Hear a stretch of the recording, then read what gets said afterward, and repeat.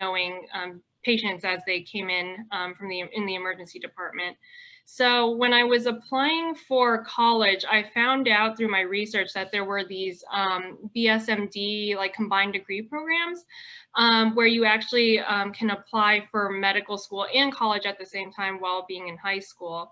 I didn't think I was, competitive enough to get in, but I was like, might as well give it a shot and see what happens.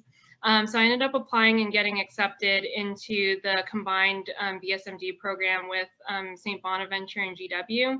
So the nice thing was that I didn't have to take the MCAT or apply for med school when I was in college. So that took like a huge stressor off my back when I was in college, and it allowed me to kind of pursue other interests while I was in college. I went to St. Bonaventure it's like an hour and a half south of Buffalo, New York, so kind of in Western New York. It's a really small college, but I was there for a year and a half. I did some research there in neuroscience, and that's kind of where my interest in kind of the brain started. And then I graduated a semester early and ended up going to Children's National in DC and did some research at a lab there where they studied white matter development and how low oxygen levels can affect white matter development in the brain in a child. So the model for that was more for if a fetus had congenital heart disease when the mother was pregnant, how that would affect brain development. So then when I went to med school at GW in DC, I went to med school thinking I was going to do neurology. I thought I was going to do research on neurodegenerative diseases like Alzheimer's, Parkinson's, that sort of thing, because that was kind of where my research interest lied. But when I started my third year of med school, my very first rotation was psychiatry, and I totally fell in love with the field, and it really won me over, and then nothing else compared. And I'll go into a little bit about why I chose psychiatry a little later in the session. I wanted to stay close to family who lives in, all my family pretty much lives in Northern Virginia. So I ended up applying for residency and going to, getting accepted to the University of Maryland, which is where I'm currently located. So what exactly is psychiatry? I honestly didn't really know much about it in high school, and my preconception of it was, I'm curious if other people had this similar preconception, but I thought it was kind of usually some older white guy who's sitting behind a couch with the patient on the couch and kind of just letting the patient talk, and I thought that was pretty much all psychiatrists did. But actually there's really a lot more that goes into the field of psychiatry than what I had initially known. So according to the American Psychiatric Association, medicine that's focused on the diagnosis, treatment, and prevention of mental health as well as behavioral disorders. And a psychiatrist is a medical doctor and goes to either a medical school in terms of like an MD or an osteopathic school, or gets a DO, and they specialize in mental health, including substance use disorders, so like alcohol or addiction disorders as well. And we look at both the overall like medical health of a person as well as their mental health and assess how that affects their psychiatric symptoms. So a little bit on why I ended up choosing psychiatry and why other people might choose psychiatry. So the big thing is that mental health is pretty much all around us. I don't know or at least for me, I know a lot of people who have suffered from mental health issues and unfortunately didn't get the treatment that they needed. And I think that there's just so much stigma despite it being something that's so prevalent. Another thing that I think really attracts me to psychiatry is the patient relationships. So think it's great that we're able to really get to know our patients and see them at some of their most difficult moments in life and help them and work with them to get them through these really tough moments in their life. I really like that psychiatry also is focused on individualized care, meaning that when a patient comes in, you don't just kind of throw like the same standard treatment for every patient that comes in with depression or anxiety. You really get to work with the patient and come up with a treatment plan that works best for them, whether that be a combination of a certain medication and a certain type of therapy. I also really like that it focuses on looking at a patient as a whole rather than just looking at them as a disease. So I like that biopsychosocial model where you're looking at a patient from their biology, their genetic makeup, and looking at what psychological factors they have, as well as what is going on in their environment that might be causing them to present with certain mental disorders or symptoms. The great thing about psychiatry is also that there's still so much to learn and discover. As you know, the brain is just so complicated and so complex, and there's a lot of great discoveries that are still yet to be discovered. Additionally, I really like the flexibility and the diversity in psychiatry. There's just so many things you can do with psychiatry, and you can really cater your career to exactly what you want. So, for example, if you want to do inpatient work in a hospital during, the first half of the day, and then maybe in the afternoon you want to do like a small private practice clinic, you can do that. You can also be a consultant for other hospitals. And you can, if you wanted to work like 4 days a week, you could structure your schedule that way too. There's also the option of telepsychiatry, and you can work from home, which is kind of like what I've been doing so far this past year. And it's more so because of the pandemic, but it's nice to know that that's an option as well. There's also so many different subspecialties in psychiatry, from addictions, forensics, eating disorders, there's child and adolescent, or you can work in the college campus and be in the mental health centers at colleges and work with college students. So there's just so many different aspects and subspecialties in psychiatry that makes it really great, because you can really cater your career towards what your interests are. Another big thing for me is also work-life balance. Some specialties in medicine, the hours are a lot longer, and it can sometimes be a lot more stressful at times. But like, I find that with psychiatry, you can really have a good balance with family life and work. So some of the potential downsides to consider about psychiatry, one thing would be the ambiguity. And what I mean by that is that right now we don't really have a lot of good diagnostic testing or imaging. Like, you can't just order a blood test or order an MRI of the brain and know exactly what's going on with the patient. So a lot of times when we're trying to diagnose a patient or figure out what's going on, we're basing it a lot on how the symptoms they're presenting with are. Are they having hallucinations? How's their sleep? That sort of thing. And so a lot of times when we're trying to pin down a diagnosis, we're depending a lot on what we call the DSM, which I have the mini pocket version here. But we're basically looking at, a lot of symptoms and trying to see what diagnosis it fits with. But if you're looking at, like other things like infectious diseases, or like you kind of can order a lab test and you can see, oh, this person has like this type of infection, or you can order imaging and see that, oh, this person has, this wrong with their organ or something like that. But we don't really have anything like that we can depend on to be able to diagnose accurately what a patient has.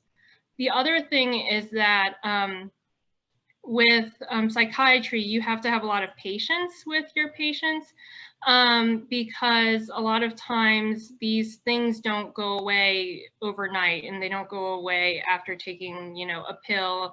They're not going to, your patients aren't going to get better in a couple days. It sometimes can take several weeks to see improvements, sometimes several years, because medication and therapy takes a lot of time. So it's different from other aspects of medicine in that regard, where it's, if a surgeon has something wrong with someone, they go in, they take it out, and usually the patient's better. Or if someone has an infection, you give them antibiotic and they get better. So there's a lot of, being able to tolerate that knowing it takes time for patients to get better. Another big thing is the stigma that comes with psychiatry. I think that that's something that's starting to get a little bit better with the younger generation, but there definitely is still a lot of stigma in that a lot of times people are too scared to get treatment, or even within your family, there might be some stigma. So for example, with me being of Asian descent, my family never talked about mental health. It was just something that was just never discussed. And when I decided to go into psychiatry, a lot of my family members didn't understand why. They were questioning my decision, and I got a lot of like negative frowns and faces about that. But the nice thing is that now that I am in the field of psychiatry, I have started noticing that a lot of family members are actually reaching out to me and feel more comfortable reaching out to me and asking for help, or asking for me to point them in the right direction to get the resources and help that they need. So it has actually ended up allowing me to have an opportunity to educate others about mental health and its importance. So a lot of times I get asked the question of what's the difference between a psychiatrist and a psychologist. And interestingly, both directions, either way you go, there's a lot of education that's involved. So with psychiatry, you would do 4 years of undergrad, then you would do 4 years of medical school. There's 4 years of residency, and then if you're interested in kind of doing a subspecialty within psychiatry, like for example, if you wanted to focus on kids, you would have to do a 1 to 2 year fellowship as well. In regards to being a psychologist, that's also 4 years of undergrad, usually 2 to 3 years for your master's, and then 3 to 5 years to get a PhD in psychology. Psychiatrists can prescribe medication in all of the United States. They can also order labs and tests and kind of and figure out if maybe something medical is going on with a patient who comes in with psychiatric symptoms. Psychologists, I believe there's about 5 states right now that they can prescribe medication in, but it's not like every state. Psychiatrists can also perform different procedures. So for example, like electroconvulsive therapy. They can also do like transcranial magnetic stimulation, which are different types of procedures that psychiatrists can use to treat people who have depression. And then psychologists are often more focused on, they do a lot of psychological testing. For example, like if you have a kid or someone that comes in that you think might have ADHD, psychologists can do those types of testing. They also do a lot of testing for people who come in with traumatic brain injuries as well. Both psychiatrists and psychologists can do therapy as well, but I would say I think that psychologists usually have more extensive training in therapy than a psychiatrist. And if you're a psychiatrist and you're interested in doing therapy, you can also always seek like more extensive training and do extra courses for it, but it's something that's not built into the training. Psychiatrists also treat a little bit more complex psychiatric conditions, so like schizophrenia or like bipolar, or sometimes like more treatment resistant depression or something like that as well. So what exactly do psychiatrists do? So psychiatrists do a lot of like medical workup, so like ordering labs, like ordering brain imaging, just to make sure that when someone comes into the office for the first time with like depressive symptoms or comes in saying that they have hallucinations, we have to make sure that it's not being caused by something else. For example, sometimes if you have low vitamin D levels, that can, or if you have problems with your thyroid, it can actually make you have those similar depressive symptoms. Sometimes if patients come in and they have hallucinations, it could be caused by, you know, maybe there's some electrolyte abnormalities or something like that. So we usually have to first make sure we do a full medical workup to make sure we're not missing anything. And then after that, we do a full interview and we talk to the patient, usually up to like an hour, just to kind of understand what's going on. And then we use that information to help us diagnose and say what's, and diagnose the patient with what we think is going on or what their mental illness is. And then after that, once we have a diagnosis, we can start treating the patient. So I wanted to take a brief pause and kind of go over a patient case that I saw when I was in med school that really stuck with me. And I thought it was an interesting case to share with you guys. So when I was a med student, we were working on the psychiatric consultation liaison service. And what that means is that we are kind of like consultants for the other medical services in the hospital. So sometimes patients will get admitted to like the hospital for medical reasons, but then they're kind of maybe acting strange or have psychiatric symptoms that the team wants us to kind of address or see if maybe there's something going on that we can help with. So in this particular case, we had a 50-year-old male. He didn't have any prior psychiatric history at all. He came into the emergency room with his family, and the family had said to the doctor at that time that they thought that he was acting weird or acting strange.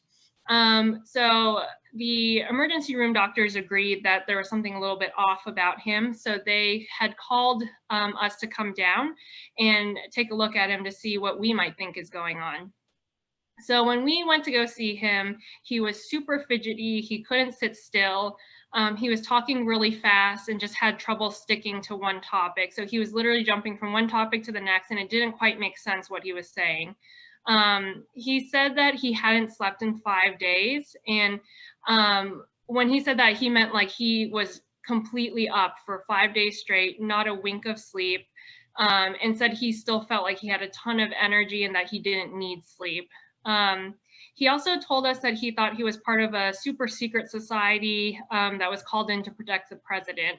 Being at GW and being in DC, we used to get a lot of similar presentations of patients that would come in saying that they were like part of the Secret Service or they wanted to meet the president, that sort of thing. So that was kind of something common that we used to get a lot when I was in med school. So he ended up getting admitted into the hospital for what we believed was mania and psychosis. We thought that maybe it was because of bipolar disorder, but bipolar disorder typically doesn't present in people that are, 50 years old. That's usually a little late for that to be first presenting. Bipolar typically presents when a patient is more younger, like in their 20s and 30s. But that was kind of our preliminary diagnosis at that time. Interestingly, within 2 days of his hospitalization, he looked completely different. The medical team called us back to come see him, and they're like, we don't know what's going on, because now suddenly he's not talking, he's not moving, he's not eating, he's just laying completely still. We took a look at all the blood work and the imaging, and everything was normal. So we weren't quite sure either. So when we went to go see him, they were right. He was literally just staring straight at the wall the whole time. He wasn't able to talk to us, and he didn't make any sounds. He just was just staring straight at the wall. So what we believe he had at that point was a condition known as catatonia. And that presentation is very classic for catatonia. One of the main treatments for catatonia is to give patients a medication known as a benzodiazepine. So we started giving him that, but it was not effective. So, and when we tried to increase the dose, he started getting too sleepy, and his family was not happy with that either.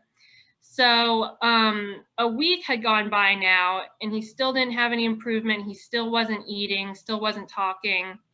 We talked to the family, and we said that, hey, maybe we should do something known as electroconvulsive therapy.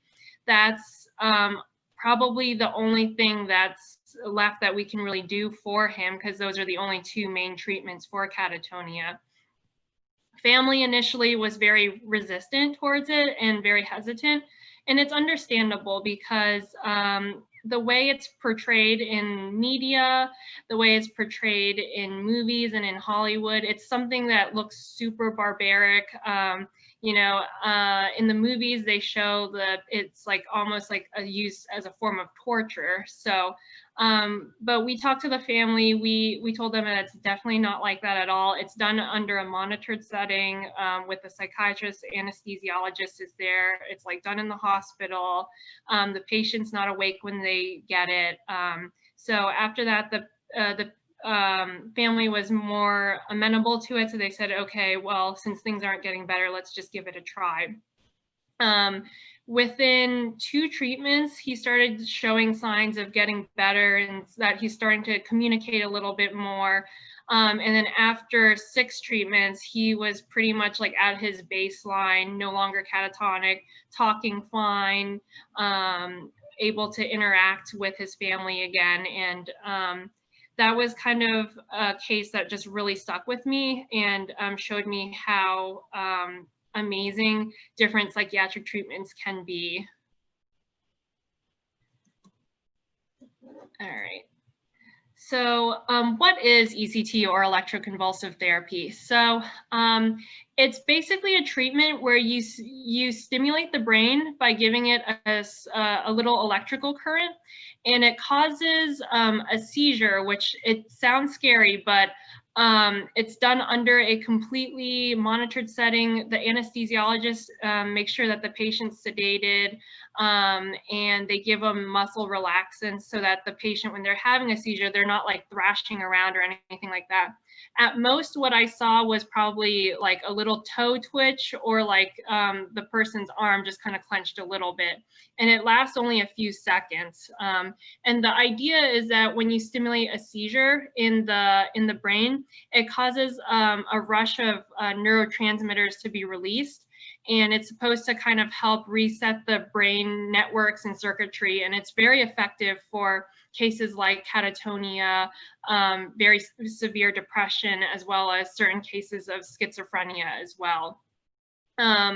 It's something that in total maybe lasts like 20 minutes from when the person starts going under for anesthesia to when they wake up from anesthesia. At most, usually patients only complain of like a little bit of a headache and a little bit of like, sometimes they feel like their memory's a little fuzzy, but otherwise it's a very safe procedure, and it's a very effective procedure. And it's one of the procedures that psychiatrists can do as well. So what other treatments do psychiatrists use?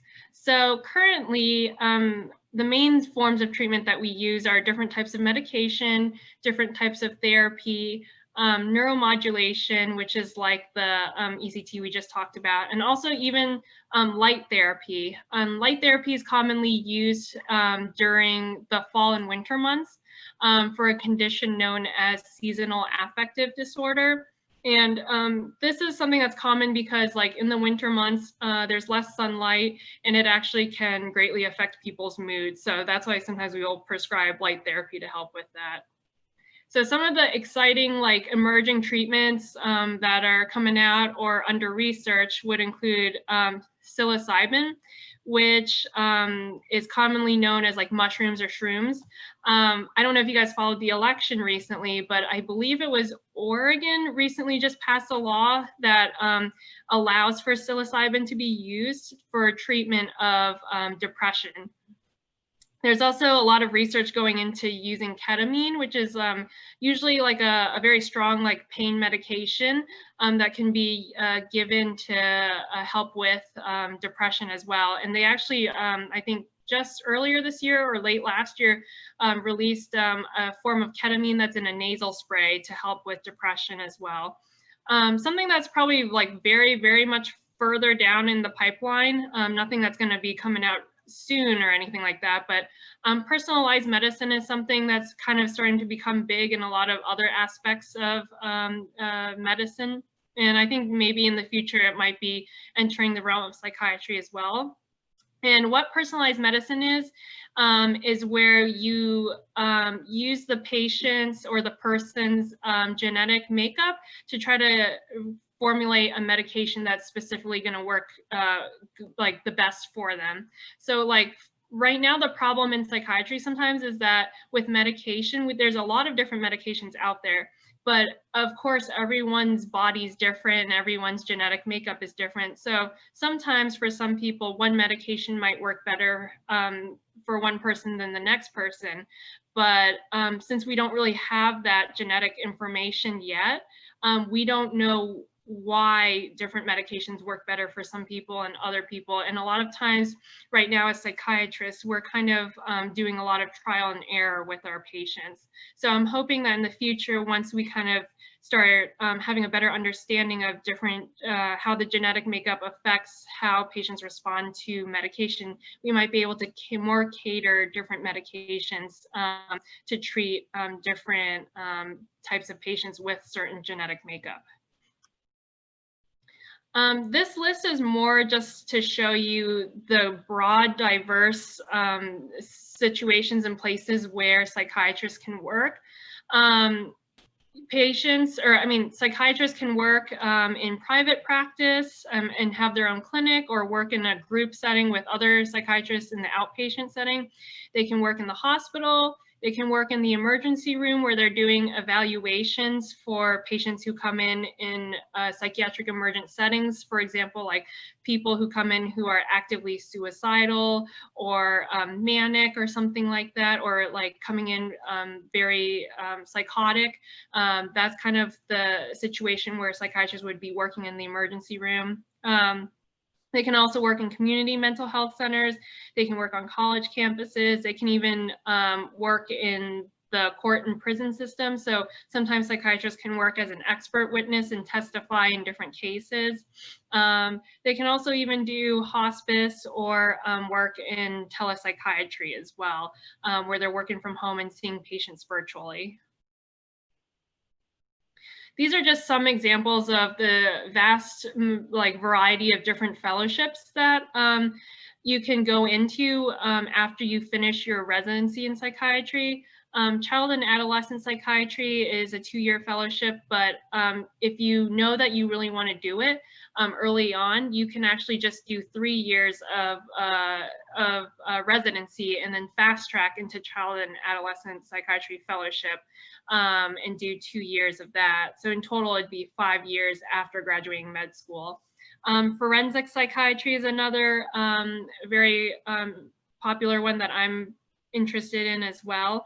And that one is where you're kind of doing a lot of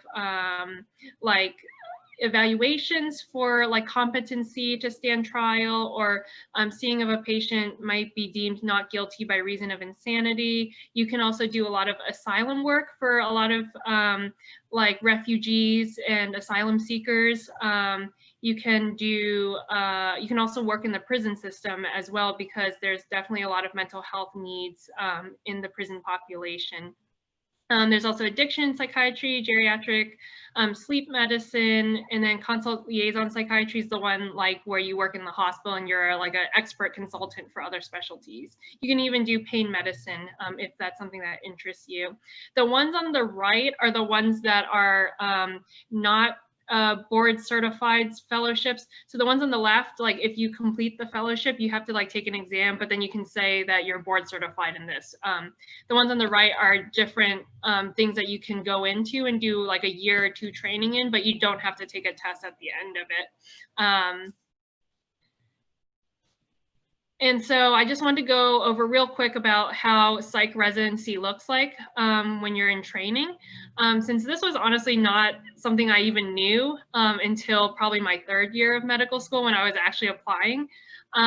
But my first year of residency, I did 1 month in the emergency room where I was like with all the emergency room residents and, suturing and, popping abscesses, that sort of thing. I did 3 months of internal medicine, and then I also did 2 months of neurology. And then the other 6 months I did inpatient psychiatry, so very severe mental illness cases that had to be in the hospital. That was kind of the majority of what I saw as a first year. As a second year, it was all inpatient psychiatry and some consult liaison psychiatry as well. Third year, which is where I'm at right now, I'm doing all outpatient right now, and that's where I get the bulk of my psychotherapy training. And then fourth year, it's kind of a mix of outpatient and inpatient, so in the hospital and outside of the hospital, and just whatever electives you're interested in, they have something like that for you to do. So I do some overnight calls as a resident.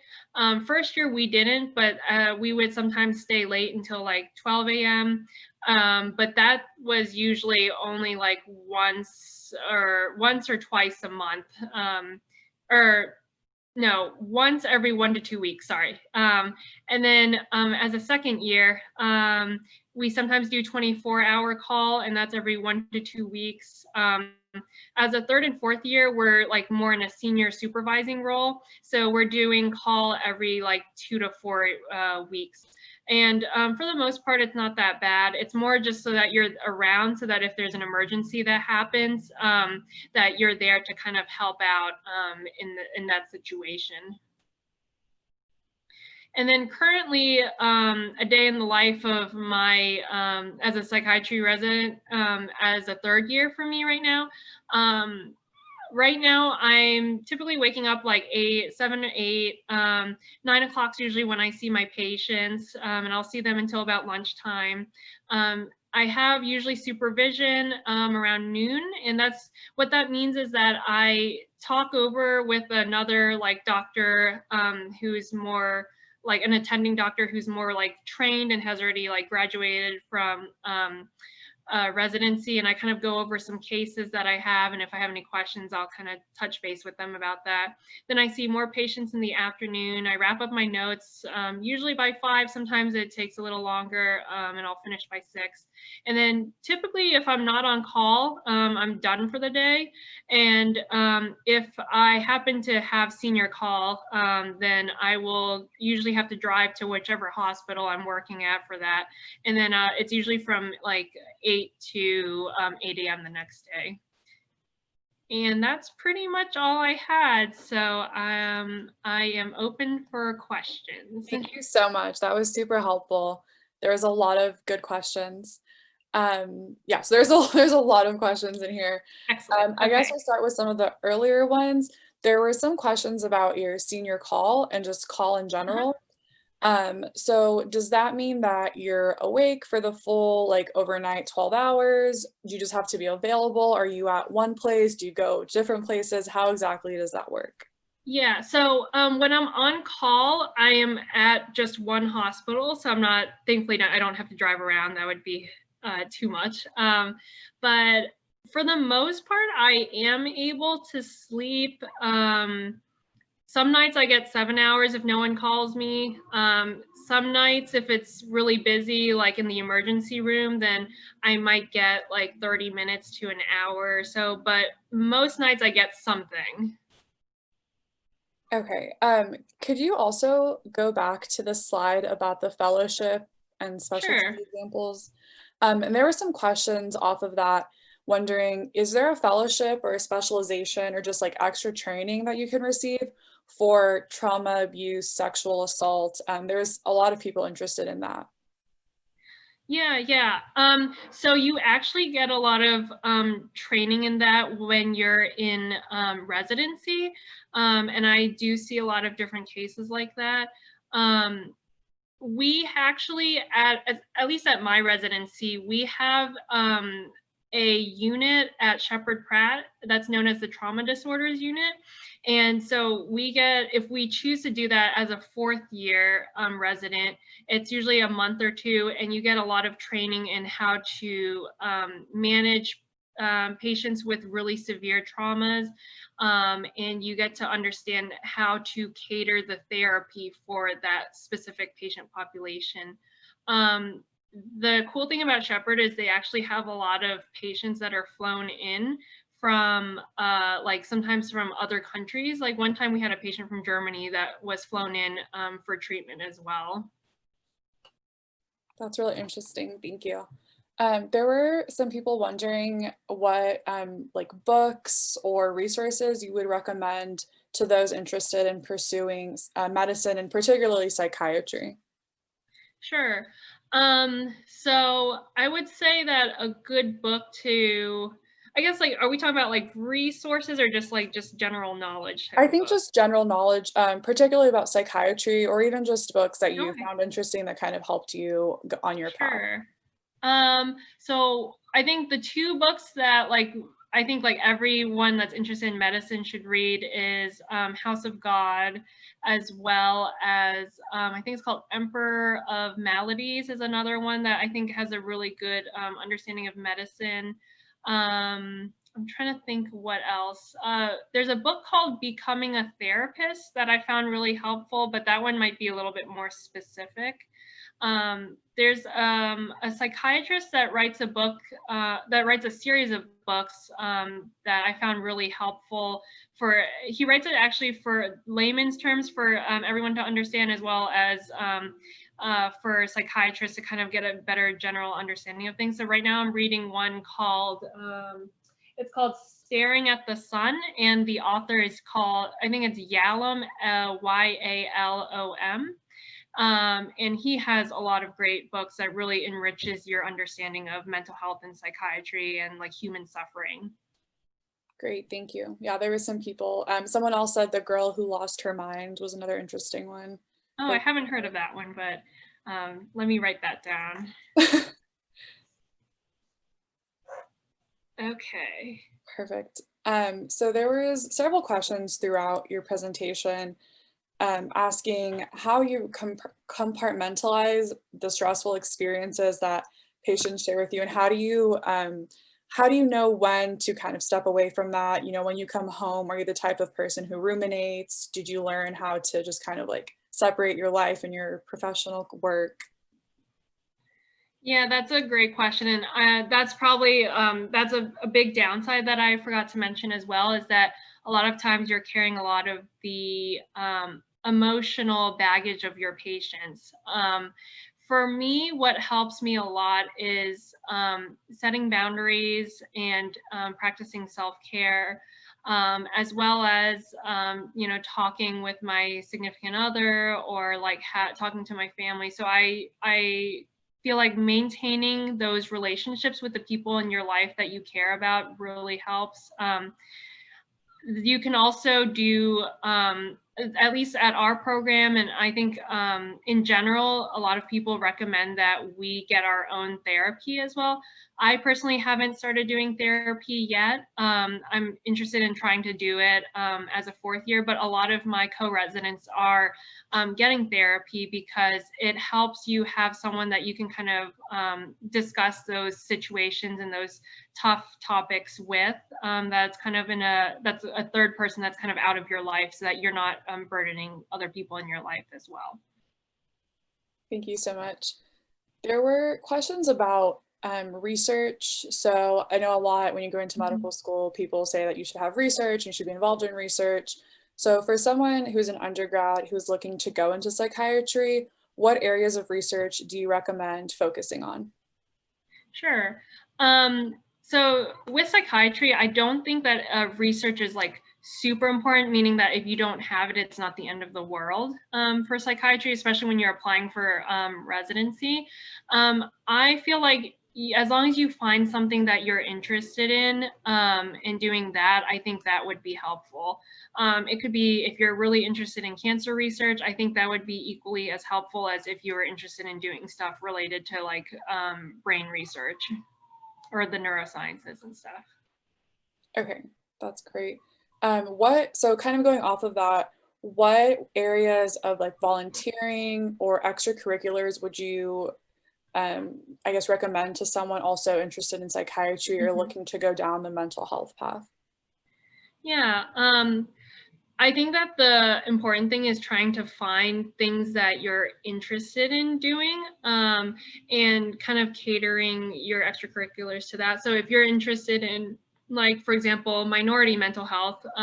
So for me, I joined a group called a PAMSA when I was in med school, and it's like the Asian Pacific American Medical Student Association or something. And they had like a mental health like sidetrack. And what we did was at that time, we collected a lot of like stories and excerpts or just any form of creative literature from other Asian Americans. And we kind of posted it on a website to kind of help break the stigma related to mental health in the Asian community. I also had some friends who were like really interested in the arts and stuff like that. And they ended up like helping one of the psychiatrists write a play about what it's like to be a family member with someone who's struggling with Alzheimer's or dementia.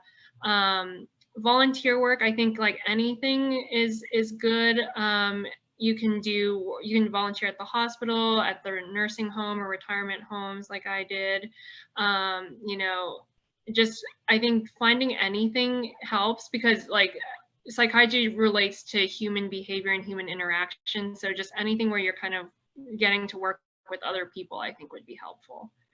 Those are really great suggestions. And kind of going off of research in undergrad, there was a question asking, are there opportunities for research once you're a full-fledged psychiatrist? So do you encounter a lot of physician scientists in psychiatry, or would that be more like the PhD route? So if you're interested in research in psychiatry, that's definitely very much available. That's why when you're applying for residency, it's important to look at the programs that you're applying to make sure that they are strong in research. Because it tends to be the academic institutions are more strong in that type of research than like a community hospital or something like that.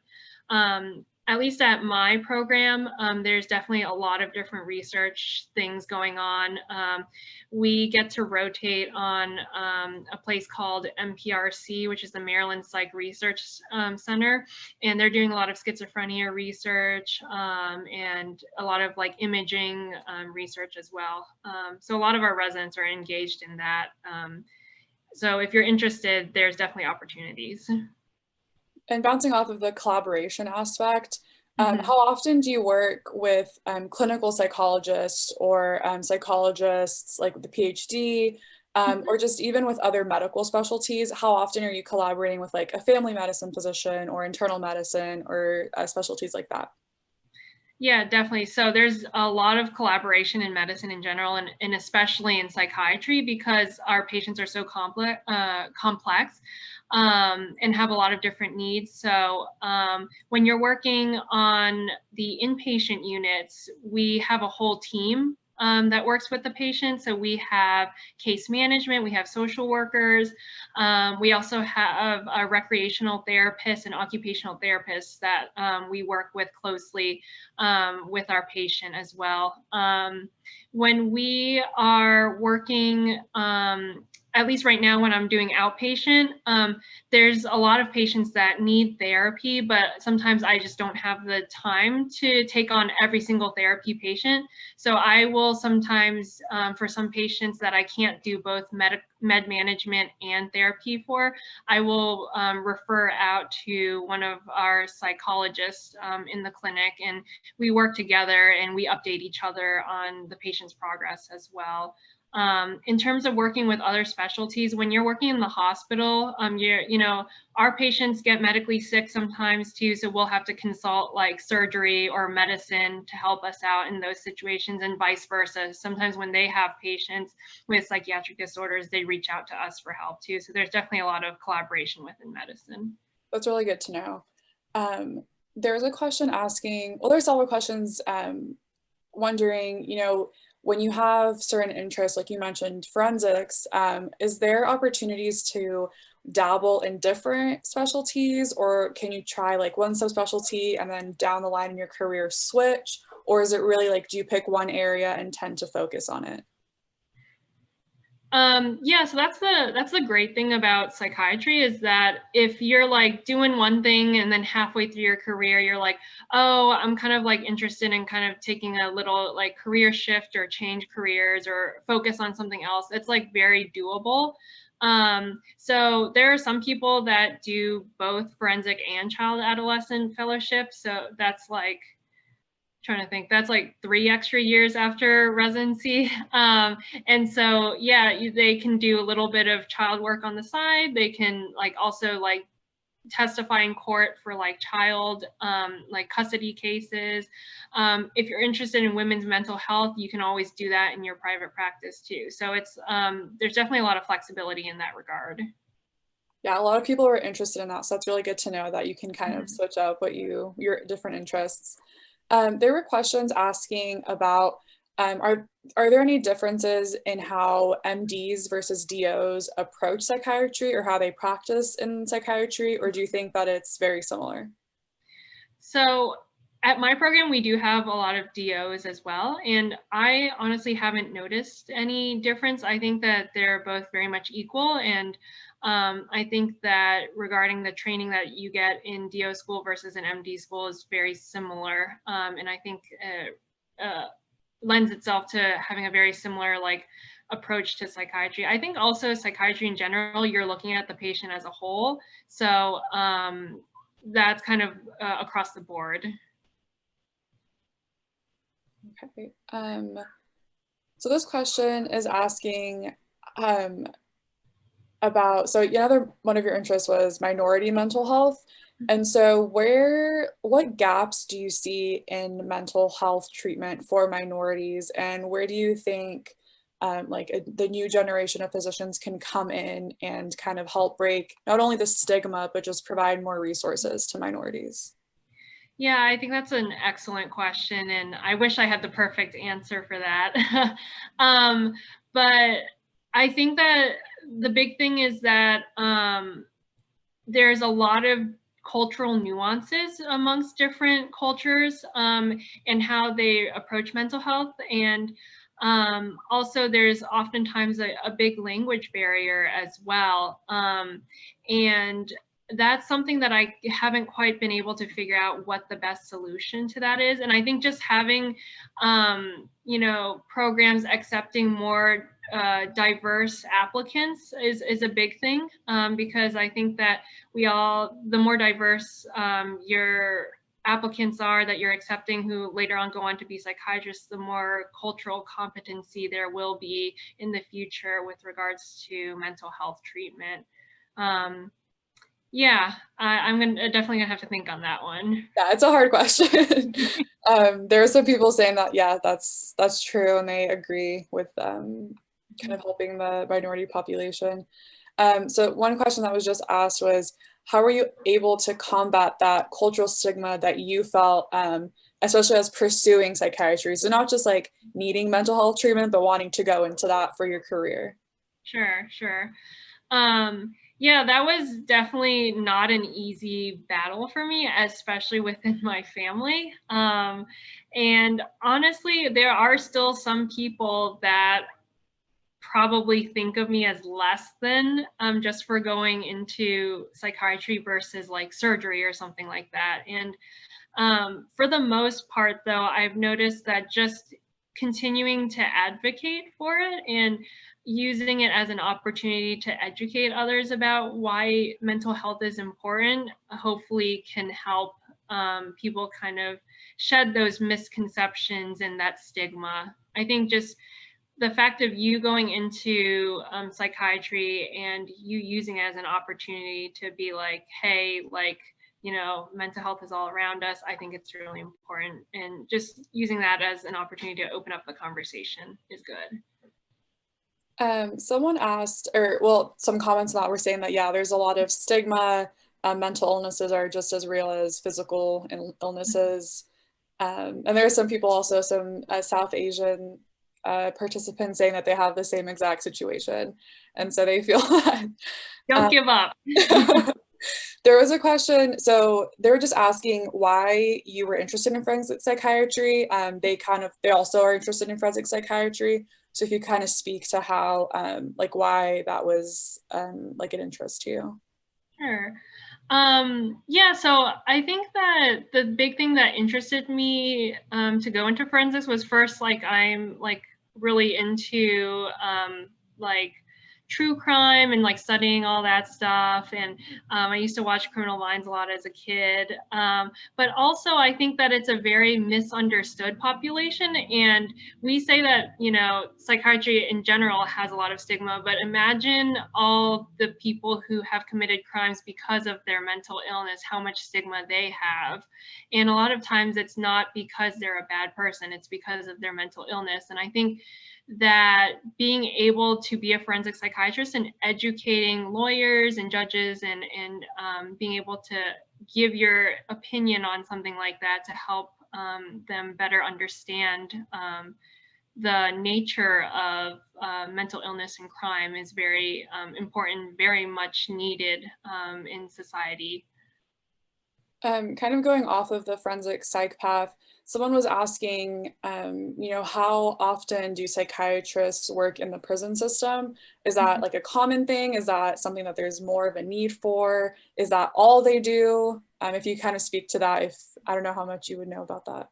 Yeah, so forensics actually is a good mix of, it's a good mix of both like outpatient, like, you know, the things that you see like testifying in court. And then if you wanted to do more correctional psychiatry, that is an option. I know that there's a huge need for it because it is not an easy job. But also I've heard that it pays pretty well, is what I've heard, because there's such a need. But yeah, if you were someone who wanted to do a little bit of both, you could. If you want to focus on one versus the other, you can too. So as a forensic psychiatrist, would you go to court often, or is that kind of like, do you choose to be like a expert witness? Or sorry, do you choose to provide expert testimony? Do they call on you, or how do you really get into that, actually going into the legal side? Sure. So from my understanding, what happens actually for the most part, forensic psychiatrists don't testify as much as like the TV and media makes it look like. A lot of times what I'm doing right now, at least, is that I'm seeing people who have been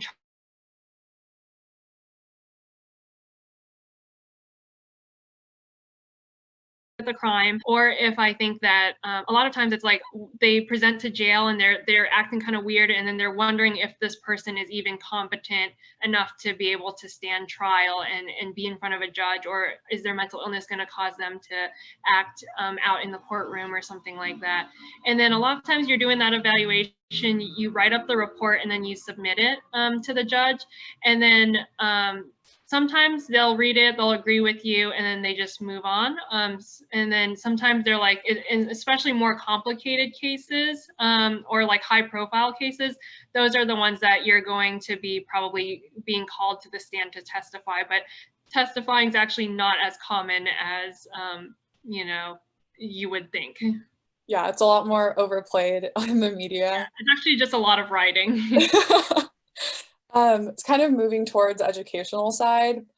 Someone asked if you could, like, do you have any tips for preparing for psych residency interviews, or some like common questions or themes that schools will ask you for wanting to go into psychiatry? Sure. Yeah. Psychiatry is pretty benign in terms of when I was on the interview trail for residency. A lot of questions are like kind of like, why psychiatry? Why'd you go into medicine? What interests do you have in psychiatry? I got some kind of like weird questions. Like one person asked me if I would, what my spirit animal would be. And then I got some questions they would sometimes ask about like a patient case that really stuck out with me. So it's definitely important to have something like that in the back of your mind and have that ready to go if they end up asking you. And they might ask you like about the case and what you learned from it. So that's something good to have. They also sometimes just ask like, why are you interested in going to that program, or why do you want to be in that area too? But for the most part, I thought it was, they genuinely just want to get to know you and see if you're a good fit for the program. Yeah, those are some really good tips. I think a lot of people get really flustered over it, like thinking these hard questions. So I guess, you know, it's right about an hour out. So we'll do one last question, and it's, what advice would you leave us undergrad pre-med students with for applying to med school, getting through college, and especially now during COVID? Yeah. I honestly can't imagine going through all what you guys are going through right now, especially with the pandemic and the isolation. You guys are proving to be a lot more resilient than I think I would have been in your shoes. But I think the main thing is making sure you take care of yourself, taking care of your mental health, reaching out to others, and still maintaining those important social connections that you have with others, whether it just be a phone call, a text, or something like that. I think that just trying to stay connected as much as you can, despite being isolated during these times, would be my best advice. Yes, thank you so much for that. And this was such an amazing session. I don't know if you can see the chat, but there are a lot of amazing messages and praise for you. And this was an amazing session. You really taught us a lot about psychiatry, I think more than just like what the media portrays, for sure. And we definitely need more psychiatrists, so I hope all of you guys end up going into psychiatry. Yeah, so thank you so much. We hope you have a great rest of your evening. Do you want to put up the slide with your Instagram handle one more time, just if anyone wants to go ahead? There were so many questions that we didn't get to, so if people ever want to reach out to you. Yeah, I am available, so you can just DM me, and I would be more than happy to answer any questions you guys have. And yeah, oops, sorry. That's okay. Okay, but yeah, you can definitely find me on Instagram, and I look forward to connecting with you guys. Thank you so much, Dr. Pham. We hope you have a great rest of your night and a great weekend coming up. Thank you. Good luck, guys. See ya. Thanks so much. Bye.